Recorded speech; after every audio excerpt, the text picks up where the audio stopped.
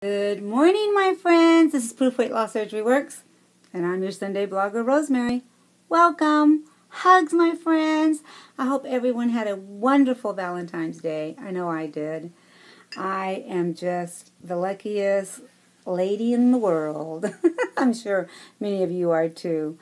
I was just overwhelmed with Blue Eye's ideas yesterday. He just kept them coming, and I'm very lucky. Very blessed. So the question today is, how did you learn to like yourself along the weight loss journey, even when you did not like what you saw in the mirror? How do you calm those self-critical voices in your head that say you still look fat? This is never going to end. You will always be big. At what point did your head catch up with your body? The first question is, how did I learn to like myself, to like the journey of weight loss? I was thrilled. I really was. You know, for the first time, I was finally losing weight. For the first time, it was going to take some effort because I am a slow loser. But I worked at it because I knew that this time I had a tool that was workable. I just had to work it. I didn't know how long it was going to take me, and it did take me 3 years, by the way, to lose 300 pounds. I lost about 100 pounds every year until I got down. I think the lowest I've really ever stayed at for a long time is the 170, 180 range. Now, I have gotten down to, for a little while, in the 40s, but it wasn't for very long.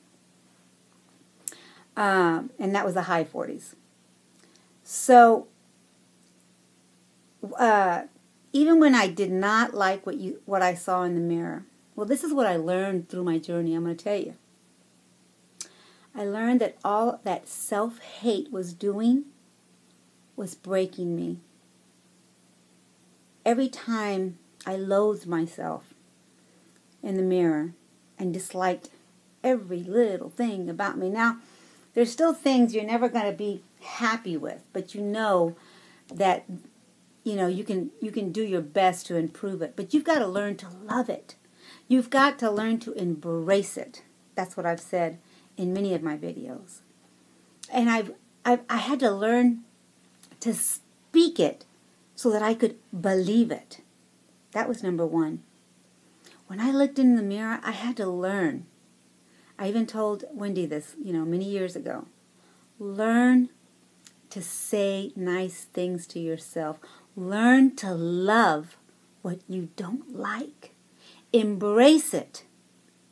Because, honey, sooner or later, it's going to be the way you want it. And if you didn't get it the way you want it, at least you learned to love it. At least you learned to embrace it.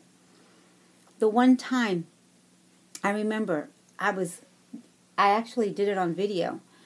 I got brave enough to not wear a jacket. Now, it's been cold or it's been nice here, but it's still kind of cool. I still wear jackets.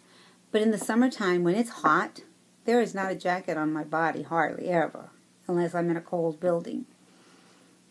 I embraced the arms that I used to tear down instead of embracing the arms that gave me strength, that gave me the will to lift things up. See what I'm saying? So many of us, all we've done is just tear and tear and tear until there's nothing there. I got tired of that. I had to turn it around in my head and begin to love what I saw. Embrace it little by little until I loved it with all my heart. How do you calm those self-critical voices in your head that say you still look fat? That is never going to end. You will always be big.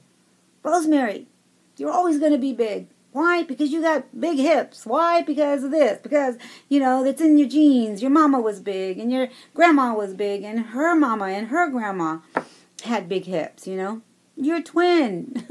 So we come from a large family that have big hips. Even the skinny women.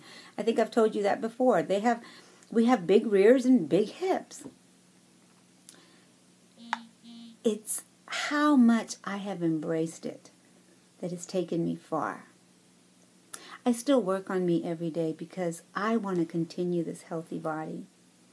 I'm not sure if everyone saw the video before this, but I put it up introducing, again, Greenlight the Day, so you guys could go and see those wonderful women that speak on Greenlight the Day. But,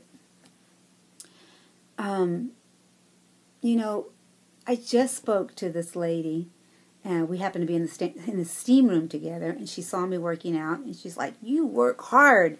And I said, "Thank you." And she's just an elderly lady. I'm thinking she's like, I want to say she's in her late 80s. She has to be in her late 80s. And she just said, you know, I'm big too. Because she had a little tummy. A little tummy, okay? But she's out there, boy. She can just tell you. She can just read your mind. She knows what you're thinking, right? She knew I was thinking all kinds of stuff. She says, I'm big too. She goes, I work hard every day. I don't worry about the scale. I don't worry about everything I put in my mouth. I just want to be happy and stay healthy. So I come and exercise, and that makes me happy. And, you know, as I sat there and I let her talk and I just listened, I could hear life in her voice. I could hear that she had already been where I was. She learned how to embrace her body. She learned how to love her body. She learned how to take care of that body. And she's still doing it. So it really made a huge impact on me this week. And also, having a negative body image is not only bad for your health, it's also incredibly consuming and a waste of time. How many times have I said that?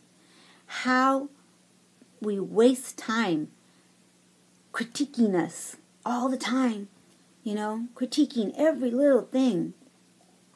The media is always showing all these, you know, flawless people. Well, honey, there's no such thing. You know what they do?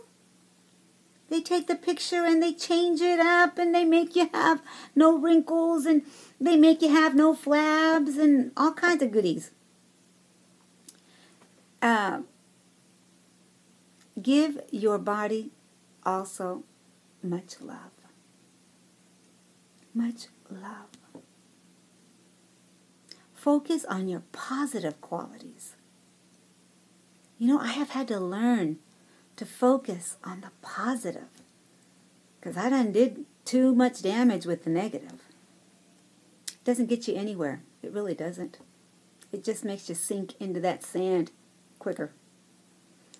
I've said this many times in many videos, you know, we tend to always compare ourselves. The first person I would look at is people that had my body type, you know.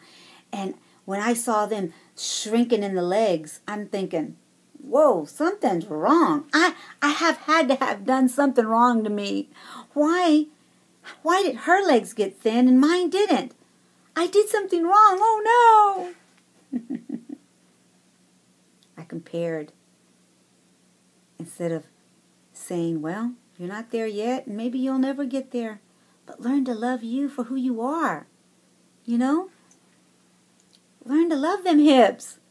Because, you know, what happens if you don't get them hips thin enough? Then what happens? You're stuck with them, and you're going to have hate in your heart for them? No. Those hips take me many places. They keep this body walking, moving. I should love for what they do for me. Recognize the similarities of body shape you have with your parents and your grandparents and your aunts and your uncles. You know, I was saying that earlier. Remember that you came from those genes. You know, that's what I tell people. Yeah, those genes actually fit me.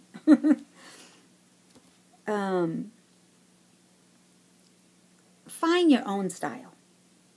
find your own style. Because I have larger hips, I wear, I don't know if I can show you what I'm wearing today. I guess I could put a picture at the end. But I guess I could stand up. Let's see. I wear, you know, skirts that flare out, short shirts, you know, little jackets, things that make that, how can I say this, helps me feel good about me. So that's my style, and a lot of you know that. I cinch my waist because that is a good quality of mine. I have a small waist. Avoid critiquing your body. Avoid it as much as possible. I know that I'm not the greatest example for this because when we're in meet and greets, first thing you know, sometimes it pops out of my head was like, oh my, yeah, but look at my hips. You know, everybody will say, oh, Rosemary, but you've got such a tiny waist. And I'll say, you know, you always have to critique yourself, right? You have to come back with a, yeah, but I'm struggling to lose that weight, or I'm struggling to get down further, right? Doesn't do us any good, does it? It doesn't.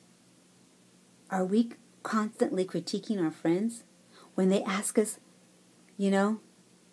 I'm always praising as much as I can. I love when I see how many people are doing those 5Ks and 10Ks, and I get out there and I can do it too in the water or whatever.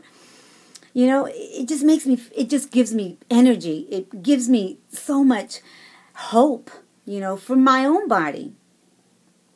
And yet, we can critique ourselves and yet show love for others. What's wrong with that picture?